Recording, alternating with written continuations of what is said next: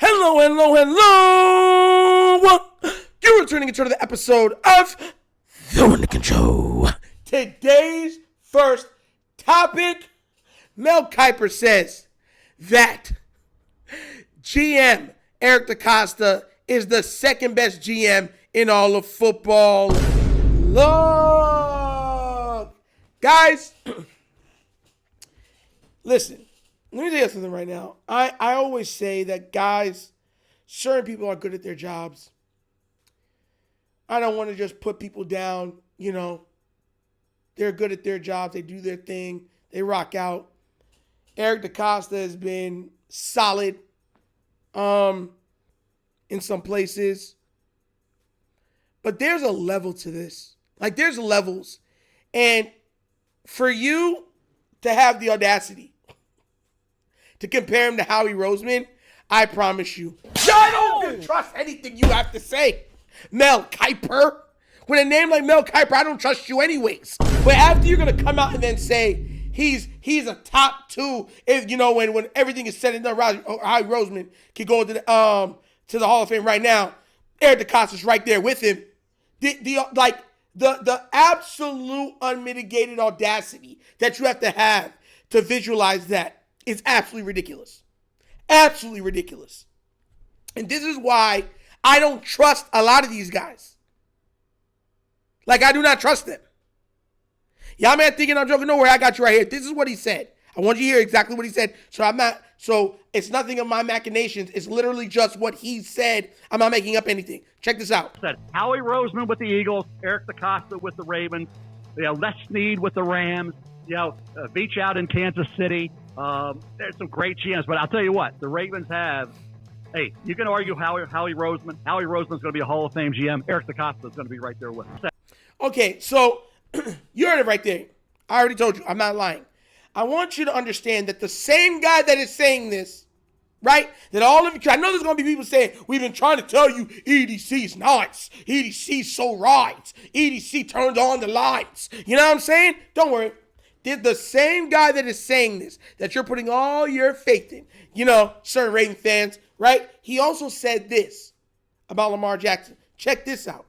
When the draft rolls around in April, how high could we see him go? I think second round, and maybe late first if somebody wants to trade in. Max, and you can't project trades at this stage of the first round and figure out what teams are going to do 25 to 32. They certainly could look at Lamar Jackson at that point. The big issue is going to be precise passing. Can he put the ball into tight windows? Can he be the type of quarterback in the NFL you need to be? 57% career completion percentage for Lamar Jackson. Some looking at him because of his athleticism as a wide receiver. That could be something like Terrell Pryor when he starts out at quarterback and becomes a wideout. But initially, I think the team addressed him maybe second round. We'll look at him as a developmental What do you quarterback. think, Melvin?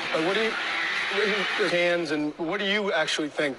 Where would you draft him? I would draft him in the second round because I think at that point, the risk-reward is there. If he doesn't make it a quarterback, you have a great fallback. But he has to buy in. And that's the thing I think. I don't know that he's going to buy in. As a receiver. Right. This is like as a second round, as a receiver talent, that might be Second-round quarterback. A second-round quarterback. Who, if he doesn't get it done as a quarterback, moves to wide receiver. But he's got to be all in on the wide receiver transition. If he's not, then that may alter how you feel about taking him in the second round. So that's what he had to say about Lamar.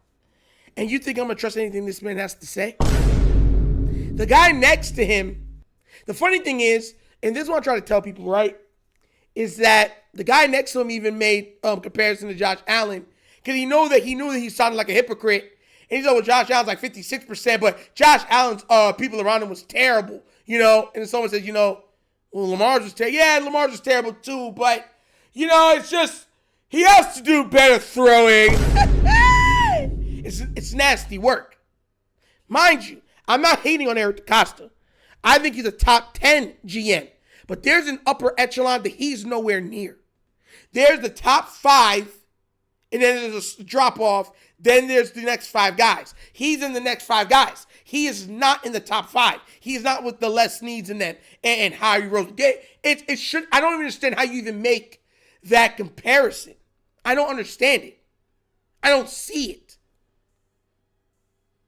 Mind you, for everybody that's wondering where I'm coming with this, just remember, you see this? This is your O-line. The same O-line that he has said that he has let slip by that he is not built around Lamar properly. That's not my words. Those are his words. That's how much spending has been going for O-line for the other teams, right? I want you to look at this. That's what the Ravens is. I'm so glad I kept this graphic up because it's been able to feed two different videos. Can I understand that? Like, I know, because when that comes out, oh, yeah, we were trying to tell you. Because when people say good things about Harbaugh, we try to tell there's some Ravens fans that don't like Harbaugh, and they're going to say the same thing about Eric DeCosta. And it's like, bro, he's not Howie Roseman. If we had Howie Roseman, the entire Eagles team would be that with Lamar Jackson. Could you only imagine? I can only imagine. When I see your face, tears will fall down my face. Ah! Do you not get it? Bro, look at this. We're last. This is on something that he said he is now concentrating on, that he's putting, mind you, I was live this morning on the Wonder Kid Morning Show. If you not catch that, please do catch that live Monday through Thursdays, 9:30 to 10:30 a.m. Monday, like I said, Monday through Thursdays. And we had talked about that and putting on, say, okay, well, where would this offensive line be if they even kept Kevin Zeitler on this team? And Coach Sip the Tally from Sip the Tally Films, right, starkly put it in there and said we would have easily been the number one seed and we would have had the greatest offense this league had ever seen. That's not having an opinion in it. It's a fact. He has let guys walk for cheaper, horrible options. He has put Alejandro Villanueva back to the block for Lamar. This O-line has got Lamar hurt twice. I don't want to hear it, bro. You are not top 5. It's in, like, and everyone's like, oh, well, because they win. They're winning because of Lamar. And now Derrick Henry. We were winning games with historical bad pass defense, and at the time an historically bad offensive line. You do realize that, right? While having one of the highest drop rates in the league. You know that, right? We were still winning games. I want you to understand and ask yourself, why are we winning our games when all those stuff are happening? And with the kicker missing more kicks than he has ever in his career, you tell me why we're winning games then. Exactly. That, like, he covers up everything. And now you're going to see stuff like this. Last place spending in weapons. Last place spending in offensive line. Don't want to extend the running back. But then you want to say you're a top 5 GM? Get out of here, bro. No, I'm tired of it. Y'all need to stop lying to yourselves. Stop the lying. Ridiculous. If there was no Lamar, Eric DeCosta would probably be kicked out already. Harbaugh, too. There would be no Harbaugh. Eric DeCosta would probably give it a couple more years. He'd be let go, too. Just to let you guys know that.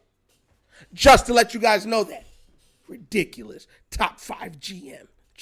But what do you guys think? Do you think Eric DeCosta is a top 5 GM or up there with Howie Roseman from the Philadelphia Eagles? Let me know what you think down in the comments, please, because I think that's totally ridiculous. But as always, that's an episode of the Wunderkind Show. Thank you for watching. Y'all know we get down, we have fun, and we laugh. But everything we talk about, we do what? Facts and truth. Please do remember, like, subscribe to the notification bell, leave a comment. You know the comments. Guys, if you've not already done so, remember to check out the Wunderkind Morning Show. Yes, live Monday through Thursdays, 9:30 to 10:30 a.m. And we cover everything from sports, hot topics. So be there, guys, or be squared, okay? Also, if you'd like to donate to this channel, help out with equipment and such stuff like that, bottom of the screen, there's a QR code. QR code's to a Cash App. Cash App located in the description of every video that we do. Name of it is money sign. The Wunderkind Show. Super easy. But that's the episode of The Wunderkind Show. This show is not just signing off. And as always, you know my slogan. Peace. And I am out of here. Huh? Yerp. Finish him, Daddy.